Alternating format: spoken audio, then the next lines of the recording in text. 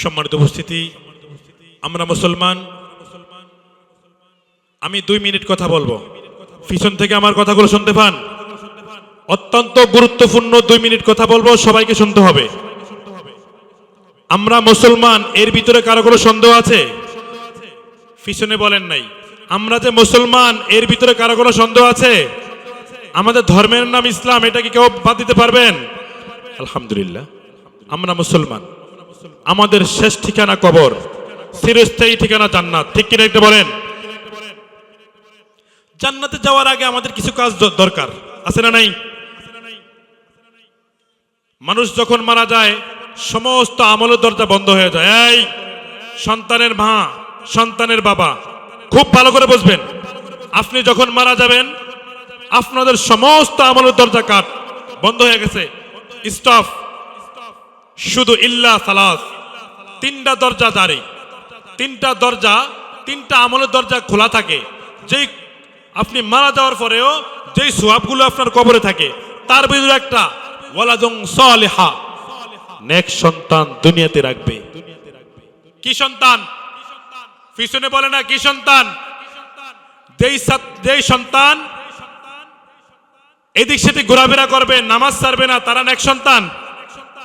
নাকি যারা নামাজ পড়বে, আব্বা আম্মার জন্য দোয়া করবে, তারা নেক সন্তান?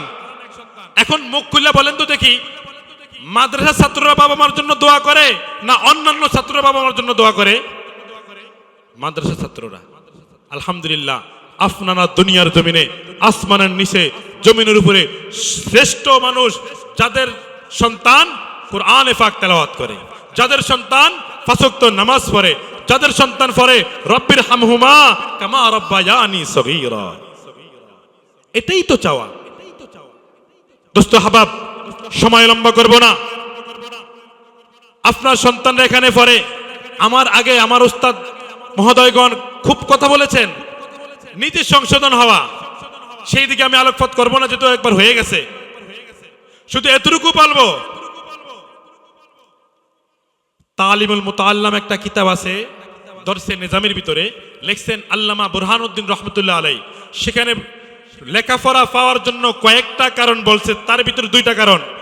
এক, যারা সন্তানকে পড়ায়, অর্থাৎ সন্তানের উস্তাদ, এদেরকে সন্তান ভালোবাসবে, সন্তানের গার্ডিয়ানও ভালোবাসবে। আমার কথা বুঝতে পারছেন? এলোমেলো করলে বুঝবেন কেমনে? এই কথাগুলো কোটি টাকাতে পাইবেন না, রাস্তায় কথাগুলো বিক্রি হয় না। 2 মিনিট সময় তো দিচ্ছেন, শোনেন। এলেম পাওয়ার জন্য 1 নম্বর কাজ, সন্তান যার কাছে পড়ে তাকে সন্তান এবং সন্তান অভিভাবক উভয় জন্য শ্রদ্ধা করা। আজকে আপনার পাশ দিয়ে আপনার সন্তান উস্তাদ চলে যায়, সালাম দেন না। হুজুর আমি তো অনেক বড়, হুজুর ইসা না। না, একটা কথা মনে রাখবেন, সন্তান যদি এলোমেলো হয়ে যায়, উস্তাদ সোজা করতে পারে শাসনের মাধ্যমে, দোয়ার মাধ্যমে। কিন্তু সন্তানের বাবা এলোমেলো হলে কে সোজা করবে? কে সোজা করবে? এজন্য আগে আমরা সংশোধন হতে হবে। 2 নম্বর কাজ, সন্তান যেখানে পড়বে সেই প্রতিষ্ঠানকে ভালোবাসতে হবে। আলহামদুলিল্লাহ, সুম্মা আলহামদুলিল্লাহ, অত্র মাদ্রাসার সকল অভিভাবক অত্র মাদ্রাসাকে মন প্রাণ দিয়ে ভালোবাসে। আরেকটি কথা বলে শেষ করব, একটি উদাহরণ দেই। আল্লাহর পয়গম্বর রাসূলুল্লাহ সাল্লাল্লাহু আলাইহি সাল্লাম বলেছেন, কুল্লুকুম রাইন কুল্লুকুম মাসউলুন আন রাইয়াতিহি আও কামা ক্বালা আলাইহিস সালাতু ওয়াস সালাম। সম্মানিত উপস্থিতি, পয়গম্বর বলেন, প্রত্যেকজন শাসককে, প্রত্যেকজন ক্ষমতাবানকে আল্লাহ তাআলা কিয়ামতের ময়দানে জিজ্ঞাসা করবে, তুমি শাসন কিভাবে করেছো? তোমার অধীনস্থদেরকে তুমি কতটুকু ভালোবাসছো, কিভাবে ভালোবাসছো? পয়গম্বর অন্য জায়গায় বলেন, ইদা তাকুলু ওয়াদিলু। খুব খেয়াল করবেন, গুরুত্বপূর্ণ কথা, ইদা তাকুলু ওয়াদিলু। এই বেটা, যেখানে যা বলবি, যেখানে যা করবি, ইনসাফের সাথে করবা। কিসের সাথে? আমরা হাল চাষ করি, গরু লাগে কয়টা?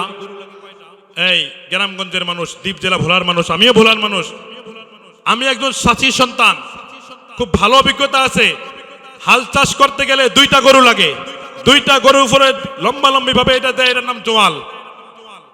জোয়াল দিলাম দুইটাকে, হাল চাষ করলাম দুইটা দ্বারা, খাওয়ানোর সময় খাওয়াইলাম একটাকে ভালো ভালো খাবার, আরেকটাকে খাওয়াইলাম মন্দ খাবার। হাল চাষ করার সময় একসাথে হাঁটতে পারবে? খুব খেয়াল করবেন। এটা আমি আমার মন থেকে কেন বলি, আগামী দিনের ভবিষ্যৎ এক নজরে তাকাতে হবে। আল্লাহর পয়গম্বর বলেছেন, ইদা তাকুলু ওয়াদিলু, ইদা তাকুরু ওয়াদিলু, যখন কোনো কাজ করবা, যখন কোনো কথা বলবা, তখন ইনসাফ বজায় রাখবা। ইনসাফগার, ইনসাফওয়ালাদেরকে আল্লাহ তাআলা ভালোবাসে। সম্মানিত উপস্থিতি, সময় আর লম্বা করব না, এজন্য কথাগুলো মনে রাখবেন।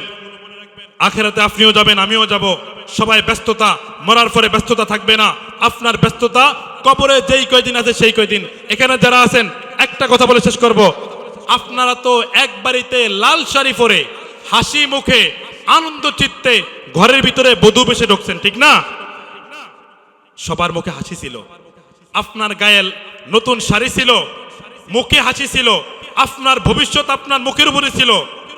কিন্তু এমন একটা দিন আসবে যেই দিন সবাই, আগে যেমন সবাই দেখতে আসছে আপনাকে বধূ বেশে অবস্থায়, ঠিক তদরূপ এমন একটা দিন আসবে আবার আপনাকে দেখতে আসবে, আবার সবাই আপনাকে কোলে কইরা বাইর করবে। তখন আর লাল শাড়ি থাকবে না, তখন গায়ে সাদা শাড়ি থাকবে, সাদা কাফন থাকবে। সেই দিন আসার আগে আপনি আমি সবাই সংশোধন হতে হবে।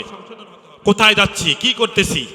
হ্যাঁ, আলহামদুলিল্লাহ, আমরা প্রত্যেকটা কথাকে আমলের নিয়তে শুনবো, পরকালের জন্য সামান তৈরি করব, পরকালের প্রস্তুতি গ্রহণ করব।